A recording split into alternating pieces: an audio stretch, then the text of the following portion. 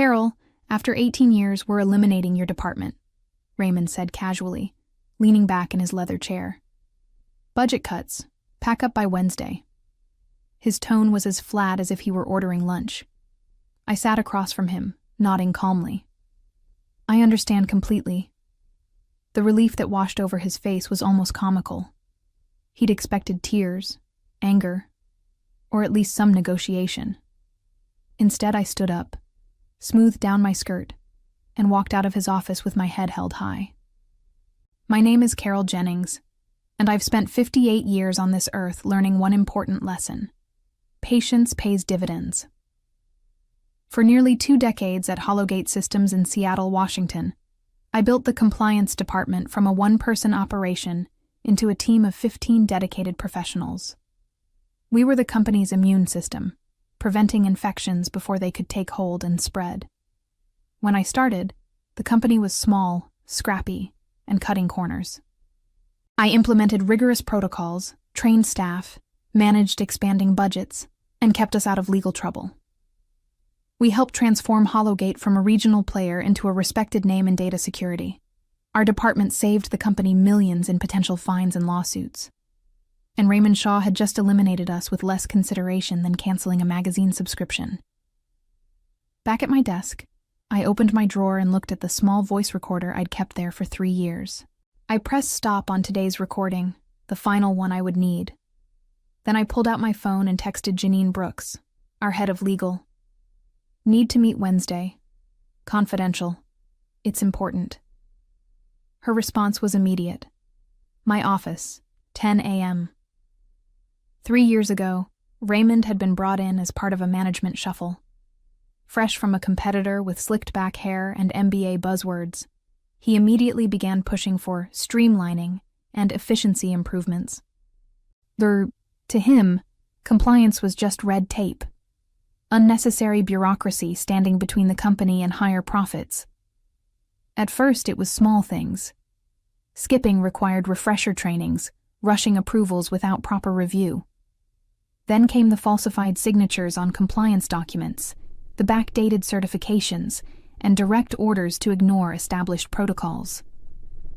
When I confronted him, his response was always the same. Just make it happen, Carol. Nobody gets hurt. Everybody wins. What Raymond never understood was that I hadn't devoted my career to compliance because I loved bureaucracy. I did it because I'd seen what happens when companies prioritize short-term gains over long-term integrity. People lose jobs. Lives get ruined. Sometimes people actually do get hurt. So I documented everything. Every directive to cut corners, every falsified report, every potential violation, all meticulously organized and backed up in triplicate. Because I knew that eventually, Raymond would make his move against the department he saw as nothing but an obstacle. And now, he had. Growing up in a blue-collar family in Tacoma, I learned early that the world doesn't reward good people simply for being good. My father worked 40 years at the shipyard, only to be laid off 6 months before his pension would have vested. The company restructured, and suddenly decades of loyalty meant nothing. He never recovered from that betrayal, spending his final years bitter and broken. They'll smile while they stab you in the back, Carrie, he'd told me. Always keep your eyes open. I carried that lesson with me throughout my career. When I joined Hollowgate Systems in 2006, it was a promising company with good products but loose operations. The founders were brilliant engineers who needed someone to build infrastructure around their innovations. I became that someone. Year after year, I expanded our compliance framework as the company grew. I hired the right people, developed training programs, and created systems that protected both the company and its clients. The previous CEO, Thomas Miller, understood the value we provided and supported our work fully. Carol runs the department that keeps us all employed, he used to say at company meetings. When she talks, we listen. But Thomas retired 5 years ago, and the new leadership team had different priorities. Quarterly results, market share, growth at all costs. Raymond Shaw epitomized this new direction. The first time I sensed trouble was during a quarterly review meeting in 2021. Raymond interrupted my presentation on updated data security requirements. "Carol, these extra steps are killing our deployment schedule," he said, not bothering to hide his irritation. "Our competitors aren't doing all this. We need to be more flexible." After the meeting, he pulled me aside. "Look, I respect what you've built here, but times are changing. Sometimes we need to interpret regulations creatively." That night, I purchased the voice recorder. Over the following months, Raymond's creative interpretations became increasingly brazen. He directed teams to ship products before security testing was complete. He had my staff falsify training records for audits. He personally signed off on compliance certifications without performing the required reviews. Each violation went into my growing file. I wasn't being vindictive. I was protecting myself and my team. If anything went wrong, Raymond would ensure we took the fall. I'd seen it happen before. My department became a target for his frustration.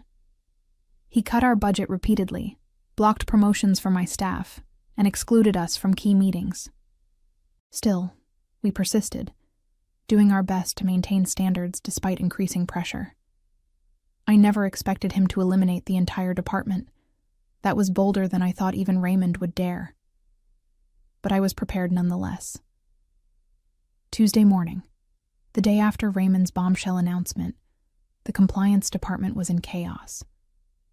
My team gathered in our conference room, faces displaying various stages of shock, anger, and fear. 18 years? And this is how they treat us? Said Vivian, my deputy who'd been with me for 12 years.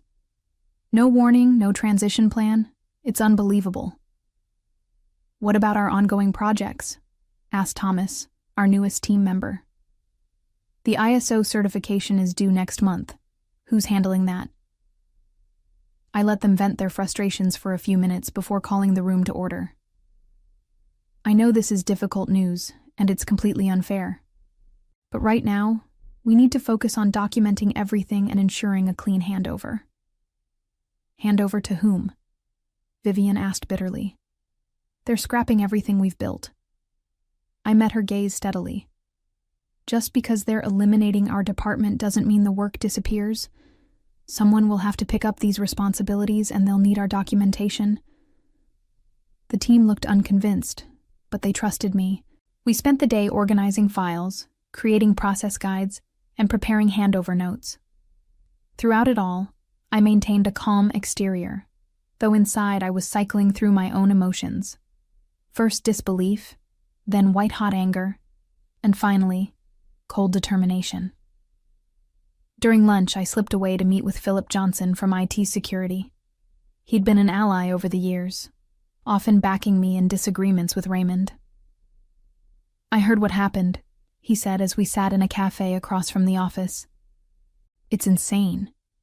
The auditors will have a field day when they discover there's no compliance function. That's assuming they discover it, I replied. Raymond's probably planning to distribute our responsibilities across departments, making it look like everything's covered. Philip shook his head. Classic Shaw move. Eliminate the expertise. Keep the window dressing. I leaned forward. Philip, I need a favor. Can you preserve the access log showing who modified our compliance documentation system over the past 3 years? And the backup copies of the original documents? His eyes widened slightly. Carol, what are you planning? I'm planning to protect this company from Raymond's recklessness, I said simply. Will you help? He didn't hesitate. The logs will be in your email by end of day. Just be careful. Back at the office, I found an envelope on my desk. Inside was a termination agreement. In exchange for 2 months' severance pay, I would waive any right to contest my termination and agree to a non-disclosure clause about company operations. The amount was insultingly small for someone of my tenure and position. This was Raymond's final humiliation, expecting me to sign away nearly 2 decades of service for a pittance. I placed the unsigned agreement in my drawer next to the recorder. Tomorrow, I would bring everything to Janine Brooks. The head of legal had always been professional with me, though we weren't close. But I knew her reputation for integrity. For the first time since Raymond's announcement, I allowed myself a small smile. He thought Wednesday would be my end at Hollowgate. He was wrong. It would be his. Wednesday morning arrived with gloomy Seattle rain that matched the mood in our department. People moved silently through their final tasks, occasionally stopping to exchange contact information or quiet words of encouragement. I had arranged a goodbye lunch for later, but first I had my meeting with Janine. I arrived at her office at precisely 10 a.m., carrying a nondescript accordion folder. Her assistant nodded me in immediately. Janine Brooks was a formidable woman in her early 50s, with sharp eyes that missed nothing. Her office was immaculate, with law degrees and professional certifications displayed on one wall and family photos on another, a reminder that she was both accomplished and human. "Carol," she said, rising to shake my hand. "I was sorry to hear about your department. These restructurings are never easy." "Thank you," I replied, taking a seat across from her desk. "But I'm not here to complain about the elimination of my position." Her eyebrow lifted slightly. "What can I help you with then?" I placed the folder on her desk. "For the past 3 years, I've been documenting systematic compliance violations directed by Raymond Shaw. What began as cutting corners has evolved into potentially criminal violations of data security laws, falsification of regulatory filings, and fraud." Janine's expression remained neutral, but she sat up straighter. "Those are serious allegations." "They're not allegations. They're documented facts," I said, opening the folder. "This contains emails, memos, meeting notes, and audio recordings that prove Raymond has been deliberately circumventing compliance requirements and falsifying documentation." I laid out evidence methodically. Emails where Raymond explicitly directed staff to skip required security protocols, recordings of meetings where he ordered backdating of compliance certificates, documentation showing his signature on verification forms for reviews he never conducted. Janine examined each piece carefully, her frown deepening. When she reached the section on client data handling violations, she looked up sharply. "If this is accurate, we've been misrepresenting our security protocols to federal clients. That's potentially criminal." "It is accurate," I confirmed. "I've included the original requirements, Raymond's directives to bypass them, and evidence of false certification submitted to clients and regulators." She leaned back, tapping her pen against the desk. "Why bring this to me now, Carol? Why not earlier?" It was a fair question. I tried addressing these issues internally first. I have documentation of 7 meetings with Raymond where I raised concerns. Each time he dismissed them and increased pressure on my department. When that didn't work, he began excluding us from project reviews where we would have identified violations. I paused, then added, "I was planning to bring this to you next month after our annual compliance audit. The elimination of my department accelerated the timeline." "I see." Janine closed the folder and sat in silence for a moment. "You understand I'll need to verify all of this." "Of course. Everything is organized by incident, with supporting documentation. The flash drive contains the audio recordings and additional electronic evidence. Philip Johnson in IT security can confirm the authenticity of the system logs." She nodded, then asked a question that caught me off guard. "What do you want from this, Carol?" I'd been so focused on exposing Raymond that I hadn't fully considered my own desired outcome. "I want the company to address these violations before they cause real harm. Some may require disclosure to clients or regulators. Beyond that," I met her gaze steadily, "I want Raymond Shaw held accountable for putting Hollowgate at risk to advance his own career." "That's it? You're not seeking reinstatement or compensation?" I shook my head. "This isn't about my job. It's about doing what's right." Janine studied me for a long moment. "I'll need to take this to the CEO. Can you be available tomorrow morning?" "I'll make myself available." As I stood to leave, she added, "Carol, don't discuss this with anyone else for now. And thank you for bringing it to us rather than outside authorities."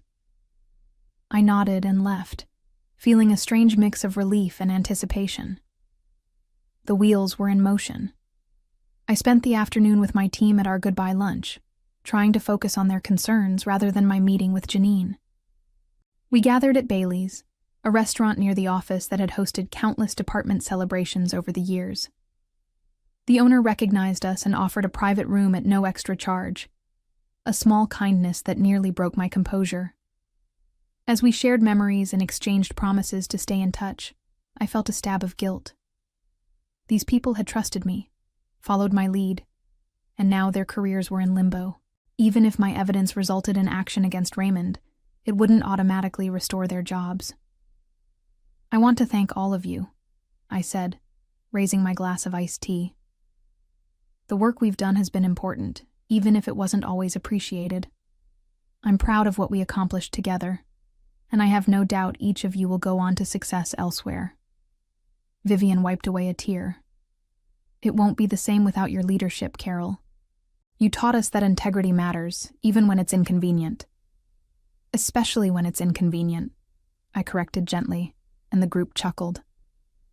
After lunch, I returned to the office to finish clearing my desk. As I was packing the last of my personal items, Raymond appeared in my doorway. "All set to go, Carol?" he asked, too cheerfully. "I'll need your badge and company phone before you leave." I handed them over without comment. His smile faltered slightly at my calm compliance. "Listen, I know this is difficult, but business decisions aren't personal. I've always respected your thoroughness." The condescension in his voice made my skin crawl, but I maintained my professional demeanor. "Of course, Raymond. Business is business." He nodded, apparently satisfied that I was accepting my fate without trouble. "The severance agreement, did you have a chance to review it?" "I did," I replied neutrally. "And?"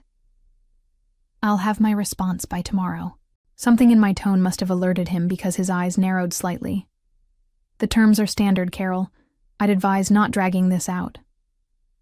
"Thank you for your concern," I said, closing my box of belongings. "I'll be in touch."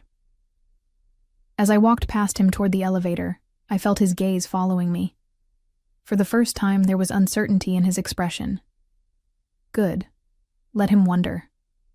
I had just reached my car when my phone buzzed with a text from Philip. "You should know. RS accessed compliance systems after hours last night. Appears he was modifying documentation. All changes logged per your request." My heart raced. This was unexpected, but not surprising. Raymond was covering his tracks, not realizing we had preserved the original records. His actions only strengthened our case against him. I texted back. "Thank you. Can you secure those logs immediately?" His response came quickly. "Already done. Sent to your personal email with encryption. Key phrase is your favorite saying from our first meeting." I smiled, remembering. When Philip and I had first worked together 8 years ago, I had told him, "In compliance, we're not the party police. We're the people who make sure everyone gets home safely after the party." That evening, I received another message, this one from Janine. "CEO reviewed initial evidence. Emergency board meeting called for tomorrow, 9 a.m. Your presence requested at 11 a.m., confidential." As I prepared for bed, I received one final text, from Raymond himself. "Carol, let's meet for coffee tomorrow, 8 a.m. Need to discuss your transition package. Potential for improvement if we can align." So he was getting nervous. Perhaps he'd discovered that I'd met with Janine, or maybe he was just trying to secure my silence. Either way, his timing was telling. I texted back, "Unfortunately not available at 8. Happy to speak by phone." His response came immediately. "Dinner then? My treat." "Sorry, prior commitment. We'll call you tomorrow afternoon." I turned off my phone, not waiting for his reply. Tomorrow would be soon enough to watch Raymond Shaw's carefully constructed facade crumble. Thursday morning, I dressed with particular care. A charcoal suit I reserved for important presentations, pearl earrings that had belonged to my mother, and a silk scarf in Hollowgate's signature blue. If this was to be my final appearance at the company, I would face it with dignity. The call from Janine came at 10:30 a.m. The board is ready for you now. Can you come directly to the executive conference room on the 12th floor? I'm already in the building. I'll be right up. I had arrived early, sitting quietly in the lobby cafe where I could observe the comings and goings. I'd seen Raymond arrive at 7:45, looking uncharacteristically disheveled. At 8:30, 2 board members had entered together, their expressions grim. By 9:15, the entire executive team had hurried in, none stopping for their usual coffee. As I rode the elevator to the 12th floor, I took deep breaths to calm my racing heart. This wasn't about vengeance. It was about accountability. The executive conference room was imposing. Floor-to-ceiling windows overlooking the Seattle skyline, a massive table of polished walnut, and 12 serious faces turned toward me as I entered. Raymond sat at the far end, his face ashen. Beside him was Gerald Winters, the CEO, whose normally affable expression had been replaced by something much harder. "Miss Jennings, thank you for joining us," said Eleanor Richardson, the board chairwoman. "Please, take a seat." I sat in the empty chair directly across from Raymond. He wouldn't meet my eyes. "We've spent the morning reviewing the evidence you provided to Miss Brooks," Eleanor continued. "We've also heard Mr. Shaw's response to these allegations." Gerald leaned forward.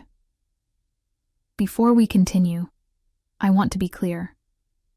We're treating this matter with the utmost seriousness. The board has authorized a full independent investigation." I nodded, keeping my expression neutral. "I appreciate that." "What we need from you now," Eleanor said, "is to understand why you collected this evidence over 3 years without bringing it to the attention of the board or outside authorities." It was a fair question, but also a defensive one. They were concerned about their own liability.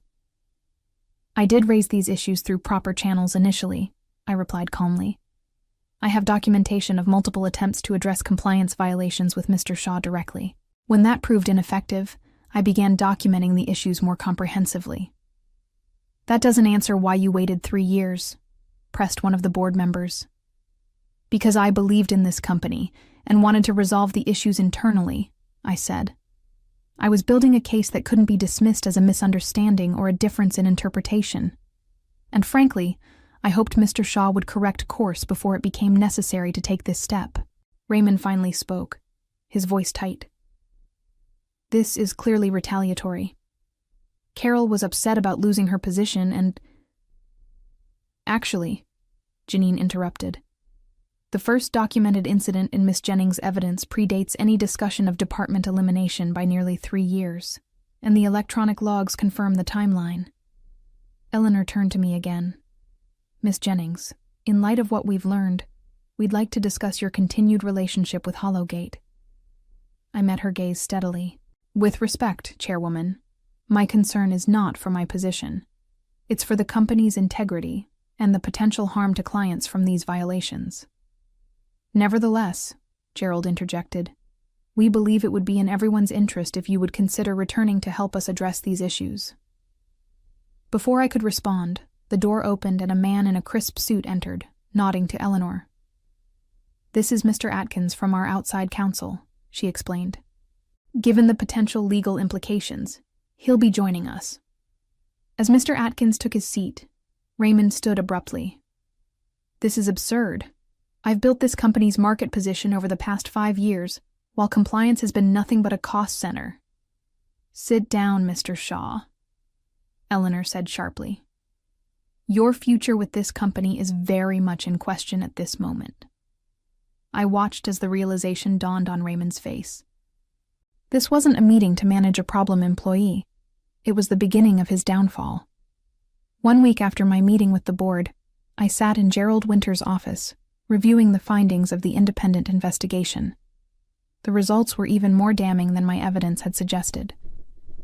Raymond's violations extended beyond my department, affecting product development, client contracts, and financial reporting. "The board has terminated Raymond's employment, effective immediately," Gerald informed me. We've also self-reported the relevant violations to regulatory authorities and initiated contact with affected clients. I nodded, feeling not triumph, but profound relief. That's the responsible approach. We'd like you to head our newly expanded Compliance and Ethics Division, Gerald continued. With expanded authority, direct reporting to the board, and a seat on the executive committee. The offer was everything I could have wanted professionally, but I hesitated. What about my team? We're offering positions to all 15 members, with increased responsibilities and appropriate compensation adjustments, he assured me. The board recognizes now that eliminating compliance was short-sighted. That's putting it mildly, I observed. Gerald had the grace to look embarrassed. I should have been more attentive to the concerns you raised over the years. For that, I apologize. I considered his offer carefully. The easy path would be to accept, return to the position I'd built, and continue my work. But something had fundamentally changed. I appreciate the offer, Gerald, but I need time to consider it. The past week has been clarifying for me. He looked surprised but nodded. Of course. The offer remains open. As I left his office, I passed Raymond's former space. Workers were already removing his name from the door. 3 executives who had previously avoided eye contact with me now smiled and nodded in greeting. Word had spread quickly. In the elevator, I checked my phone and found 3 missed calls from executive recruiters and a text from Vivian. Team meeting at Bailey's 5 p.m., big news to share. I smiled. My team was already moving forward, with or without Hollowgate. As the elevator doors opened to the lobby, I realized I was too. 6 months later, I stood addressing the audience at the National Compliance Officers Conference in Dallas. My keynote speech, Ethical Guardianship in the Age of Acceleration, had drawn a capacity crowd. Compliance isn't just about rules and regulations, I concluded. It's about creating a culture where doing the right thing isn't exceptional. It's expected. Where integrity isn't a department, but a shared value. The applause was gratifying, but more meaningful were the nodding heads of professionals who understood the daily challenges of upholding standards in environments focused on speed and profit. Afterward, during the reception, a young woman approached me. Miss Jennings, your story has been an inspiration to many of us. The way you stood up for principles, even at personal risk. It's what this profession should be about. Thank you, I replied, touched by her sincerity. But remember, documentation without action is just record-keeping. The hardest part is knowing when to act on what you've gathered. She nodded earnestly. I'd love to learn more about your new consulting practice. After declining Gerald's offer at Hollowgate, I had launched Jennings Integrity Advisors, helping companies build robust ethical frameworks rather than mere compliance checkboxes. Already, we had clients across 4 states and a waiting list of others. More surprisingly, Hollowgate had become our biggest client. Gerald had hired us to rebuild their compliance culture from the ground up, with my former team serving as internal partners in the transformation. Raymond, meanwhile, had not fared well. The regulatory investigations triggered by Hollowgate's self-disclosure had revealed similar patterns at his previous employers. His certification as a security professional had been revoked, and he was now facing potential civil penalties. Justice, I reflected, often arrives at its own pace. But it does arrive. My new life hadn't been part of any plan, but somehow it felt right, using my experience to help others avoid the mistakes I'd witnessed firsthand.